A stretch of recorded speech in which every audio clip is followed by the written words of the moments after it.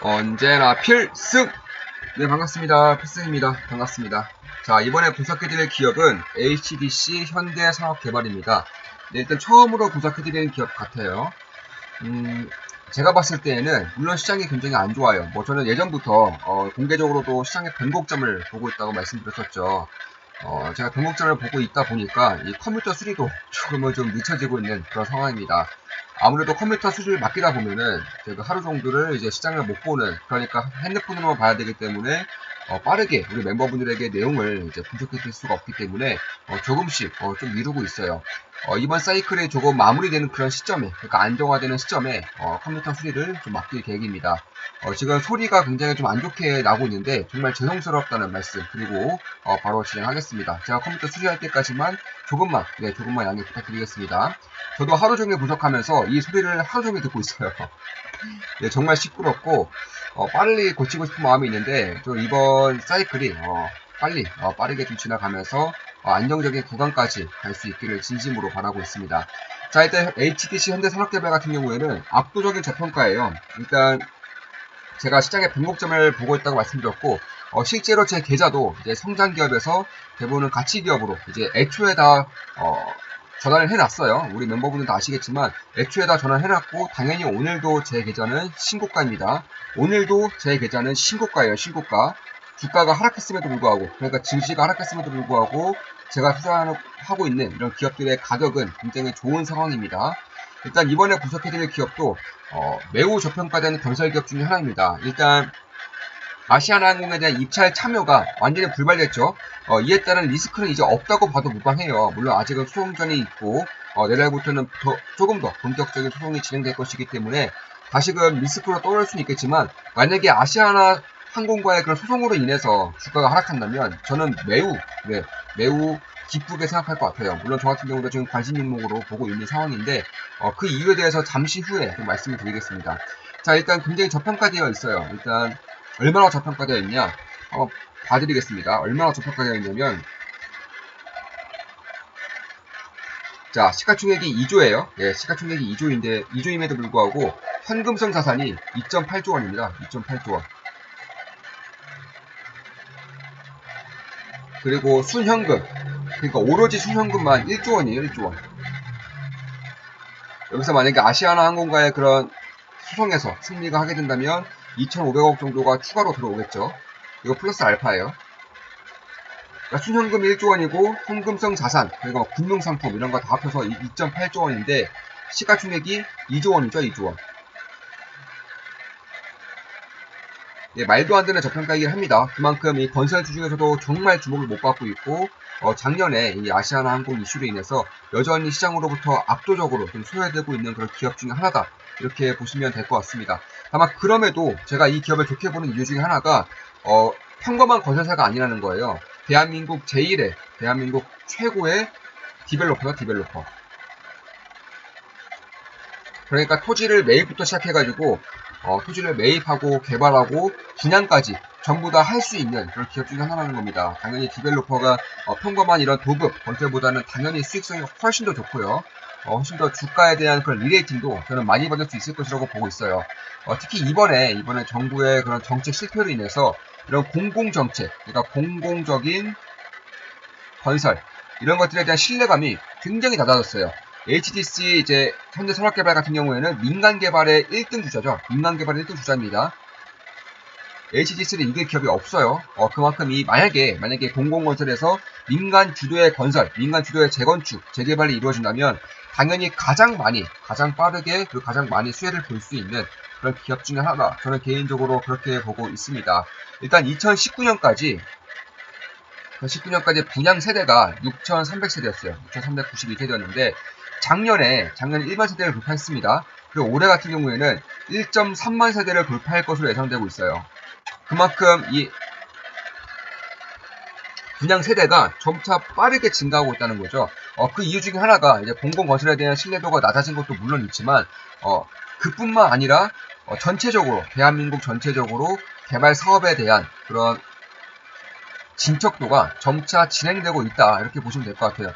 실제로 제가 건설주를 좀 분석을 해드리면서 매번 드렸던 말씀 중에 하나가 서울에서만 해도 30년 이상 된 아파트들이 정말 많아요. 20년 이상 된 아파트들은 거의 과반수를 차지할 정도로 개발을 해야 되는, 그러니까 재개발이든 재건축이든 어떻게든 좀 해야 되는 그런 수요가 굉장히 꽉 차 있다, 이렇게 보시면 될 것 같습니다. 특히 지금같이 미분양률이 역대 최저치일 때에는 당연히 개발을 할 때마다 미분양이 나지 않을 가능성이 높고요. 미분양이 나지 않는다면은 자연스럽게 그 해당 시공사라던가 건설사는 수혜를 많이 볼 수밖에 없는 그런 상황입니다. 특히 올해부터는 뭐 용산도 마찬가지고요. 뭐 공릉, 광운대 이쪽에 대한 개발 사업을 이제 본격적으로 추진할 계획이기 때문에 저는 올해 하반기부터는 이 HDC 현대산업이 산업개발이 저는 반드시 좀 주목을 받을 수 있지 않을까, 개인적으로 그렇게 생각하고 있습니다. 물론 제 생각이에요. 제 모든 영상은 매도, 추천 리딩이 절대 아닌 거 다들 알고 계시죠? 참고하시면 되겠습니다. 특히나 전부 다, 그러니까 용산, 공릉, 광운대 전부 다 자체 사업이에요, 자체 사업. 그러니까 도급 사업도 아니고요, 공공 사업도 아니고 자체 사업입니다. 그만큼 수익성이 월등히 높을 수밖에 없어요. 올해 같은 경우에도 건설사임에도 불구하고 HDC 현대산업개발 같은 경우에는 올해 1분기 기준으로 영업이익률이 18%예요, 18%. 보통 건설사 기준으로 10%가 넘으면 압도적인 영업이익률이다, 이렇게 평가되고 있는데 HDC 현대산업개발 같은 경우에는 영업이익률이 무려 18%예요. 그만큼 이쪽에 대한 압도적인 경쟁력이 있다고 볼 수가 있는 거죠. 따라서 이 광운대도 마찬가지고, 뭐 광운대 역세권 개발 사업, 용산 철도 병원 부지, 혹은 용산 공원 부지, 용산 지하 이런 것도 마찬가지고, 뭐 공릉도 마찬가지고요. 이쪽에 대한 개발이 이제 올해 하반기부터는 본격적으로 진행될 것이고, 당연히 대한민국은 부동산 공화국이기 때문에 당연히 이슈화가 될 수밖에 없어요. 특히나 이 땅의 가치로서, 그러니까 투자자 입장에서 땅의 가치, 토지의 가치로서 가장 이제 고평가되고 있는, 가장 좋은 땅의 가치라고 평가되고 있는 그런 용산 쪽에 대한 대규모 개발 사업이 우리 하반기부터는 진행될 것이기 때문에 여기에 대한 주목도가 있을 수밖에 없다. 부동산을 좀 잘 아시는 분들, 부동산 투자를 주로 하시는 분들은 이 용산의 개발이 얼마나 큰 의미를 가지고 있는지 다들 아실 거라고 보고 있습니다. 특히 HDC 현대산업개발 같은 경우에는 대한민국 최초죠. 대한민국 최초의 디벨로퍼 기업이고, 대한민국 최고의 디벨로퍼 기업입니다. 강남 최초의 신도시라고 불리고 있죠. 압구정 현대 아파트도 HDC 현대산업개발이 민간 도시 개발을 통해서 이제 진행을 한 사업이에요. 그만큼 이쪽에 대한 그런 신뢰도, 이쪽에 대한 그런 개발력이 굉장히 좀 뛰어나다, 이렇게 보셔도 되지 않을까, 개인적으로는 그렇게 보고 있습니다. 특히나 그 이후에도 이제 용산에서도 이제 그 당시에 이제 최대 규모였죠. 최대 규모의 복합 쇼핑몰인 이제 아이파크몰도 이제 HDC 현대산업개발에서 한 것이고요. 특히 용산역에 대한 지하화에 대한 개발 사업도 대한민국에서는 가장 최대 규모로 지어질 예정입니다. 따라서 이러한 개발 수주 금액 하나하나가 수조 원을 웃돌고 있기 때문에 굉장히 좀 크게 이슈가 될 수밖에 없다. 뭐 용산 병원 부지도 마찬가지고 용산 철도병원도 마찬가지입니다. 이런 것을 봤을 때에도 과연 지금은 너무나도 소외되고 있지만, 과연 이러한 소외되어 있는 그런 상황이 앞으로도 이어질 수 있을까? 이러한 의구심이 드는 것은 맞아요. 저는 이러한 기간이 그렇게 길지는 않을 것이다, 개인적으로는 그렇게 보고 있습니다. 참고로 이때 당시에 대비하면은 이게 HGC인데, HGC에서 이제 HGC 현대산업개발이 이제 개발 사업으로, 그러니까 디벨로퍼 쪽으로 이제 인적 분할이 된 거죠. 제가 근데 HGC에 대한 이런 차트를 보여드리는 이유가 2003년도부터 주택 사업을 영위를 하면서 2007년 기준이죠. 2007년 기준으로 분양 세대 기준으로 2만 세대까지 분양을 했어요. 이때가 그런 겁니다. 그러면서 주가가 10배 이상 상승했죠. 이때 최고점 찍을 때 8,200원 찍을 때 PBR이 약 3.5였습니다. 3.5. 지금 HDC 현대산업개발의 PBR이 몇이죠? 잠시 한번 살펴보면은 2003년도, 그러니까 지금의 상황이 2003년도, 이제 4년도와 굉장히 비슷함에도 불구하고 그때 당시에는 0. 아마 6 정도에서 3.5까지 폭등을 하면서 주가는 10배가량 상승한 겁니다. 지금도 마찬가지로 PBR이 0.65죠. 2003년도에 0.6에서 3.5까지 가면서 주가가 10배 상승했다는 것을 지금도 거의 비슷하게 보여주지 않나, 개인적으로 그렇게 보고 있습니다.